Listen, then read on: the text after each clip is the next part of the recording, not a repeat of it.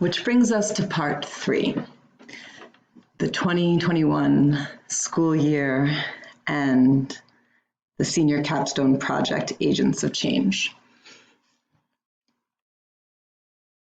In the beginning of this conversation, I asked you guys, is the world getting better or worse?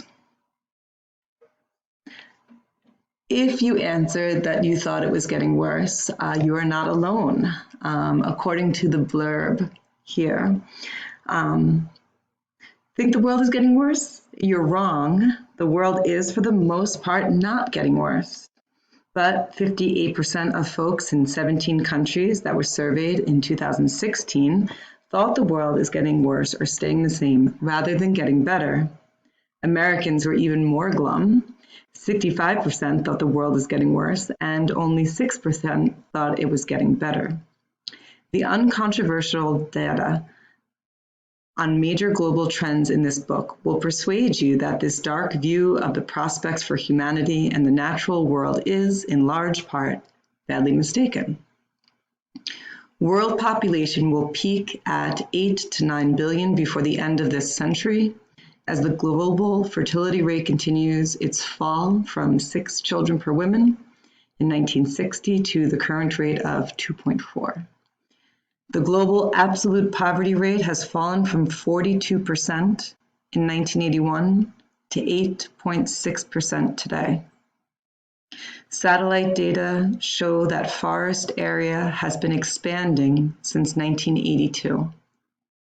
Natural resources are becoming even cheaper and more abundant. Since 1900, the average life expectancy has more than doubled, reaching more than 72 years of age. Of course, major concerns such as climate change, marine plastic pollution, and declining wildlife pollutions are still with us, but many of these problems are already in the process of becoming ameliorated as a result of favorable economic, social, and technological trends that are documented in this book. Period. Additionally, Steven Pinker agrees with the sentiment that the world is indeed becoming a better place. So why is it? What is improving these trends in global lowering of poverty, basic education and literacy is improving, vaccinations and child mortality on the decline? What is causing these things to happen?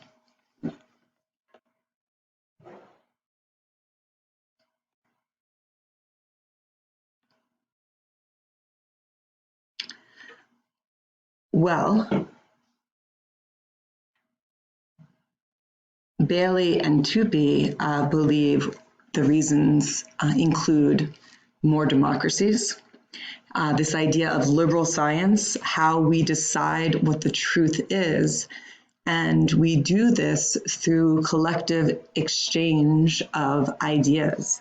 As we know with technology now, we can instantaneously communicate with anyone, any place in the world at any time. This collective knowledge that we are creating in the information age is allowing for amazing progress to be done, as can be seen with the development of the COVID vaccine during this global pandemic that we all faced.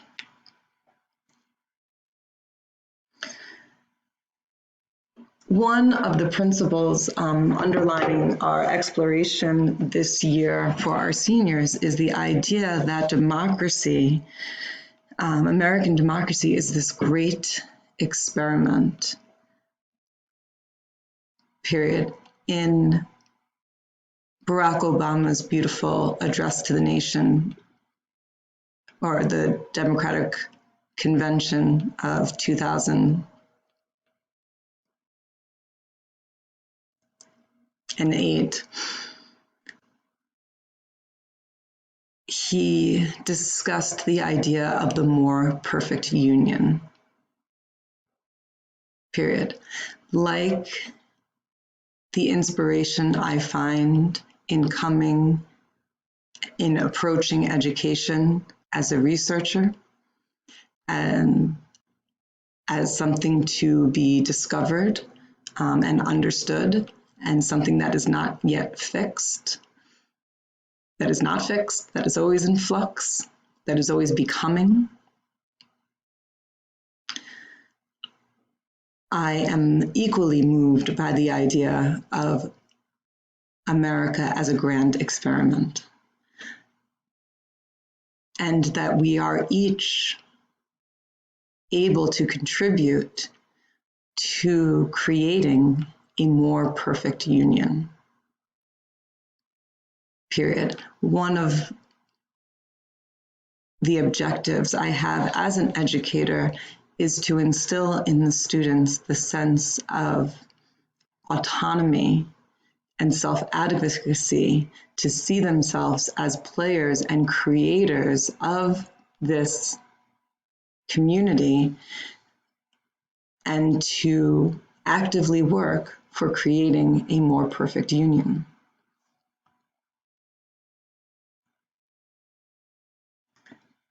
Period. Similarly, universal access to education is also a great experiment. This idea that universal access to education is the ability of all people to have equal opportunity in education, regardless of their social class, race, gender, sexuality, ethnic background, or physical or mental disabilities. We know that we are still continuing to develop this idea, to continue to develop a just and equitable form of education. But we are all involved in that creation. We are not at its mercy. We are the creators of that better system. Period. And in this way, all of us, educators and students, are deeply involved in the work of social justice, looking at, examining, and working towards the betterment of the distribution of wealth, opportunities, and privileges within our society. Going back to the world becoming a better place, I believe it is precisely the work of social justice that continues to improve the world. Well, how is that done? Well, there is a system. The first step in solving any problem is the recognition and naming of that problem. And that is why it's so important for each person to believe that their story matters. So in our class, we have a maybe kind of corny saying, but it's useful tool for when we might be reluctant to speak and share our ideas. This mantra goes, I can do it, I will do it, my voice deserves to be heard. Period. By first telling our stories, we can recognize inequities and injustices in our society and in our world. It starts by naming the problem. The second step is finding people who care, are concerned, and will work with you towards rectifying that problem.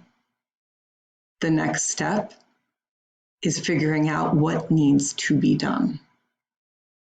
Then doing it, implementing that change, stopping and reflecting.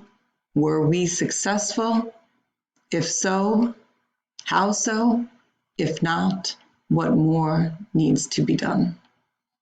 And the cycle continues.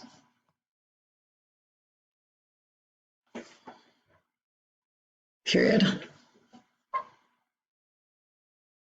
I find that using art to explore how people have spoken up and acted out against injustice is a very effective tool for teaching protest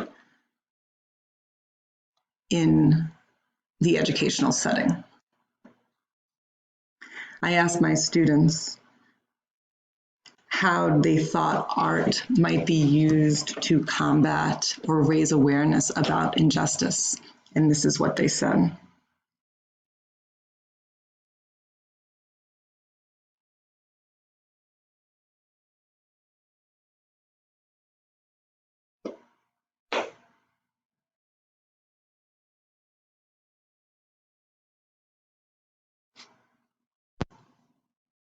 Art is an amazing thing to express feelings because with art you can show the world how you feel without using violence or hurting people, and it brings people together.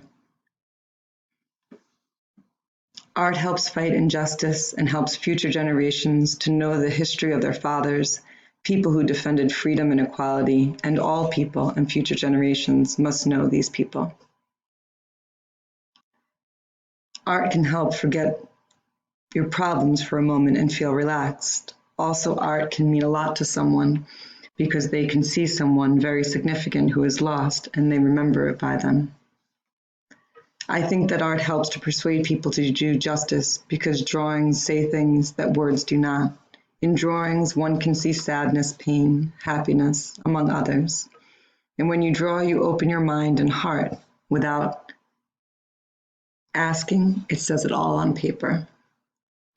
Art can help us heal the wounds from the past and to know that change is still happening and to keep fighting for what is right and express how we feel. The art is a sign of beauty and reflection of the reality. Art can bring us together to have the same happiness or sadness and affliction and sympathize our pain and open the way for justice. I believe art is the thing that expresses what is in our heart and mind, and these drawings inspire freedom and strength and pride of those who see it. Art helps to demonstrate and deliver the message to the people. Art can help fight injustice because when people see pictures of those people who fight injustice, they will be inspired to do the same thing. And from John Dewey, art is the most effective mode of communication that exists. The Inside Out project was conceived of by JR 10 years ago and has grown to public installations across the world. An organization can come together and create an action that they want to raise awareness about to the rest of their community and get in touch with JR's foundation, and if approved, can be part of the Inside Out project. Our project this year is called Agents of Change, and it seeks to highlight and celebrate and understand more about this question. Who are the people in our families, community, and the city of Buffalo who work to improve the lives of others? So the students are selecting someone from their family or from their community or from the city of Buffalo who work every day, whose life is dedicated to social justice and raising equality for others. So this person may be their mother. For example, one student, her mother was born in Afghanistan and she was married at a very young age against her will. And she ended up escaping from her abusive relationship with her daughters into neighboring Pakistan, and then being able to find herself resettled in the United States. Her daughters attended Lafayette International, and then they moved out to Amherst and finished their education in the Amherst School District, and now the daughter is at the University of Buffalo. We would like to interview her mother as an agent of change. She sacrificed and was willing to continue to push the boundaries of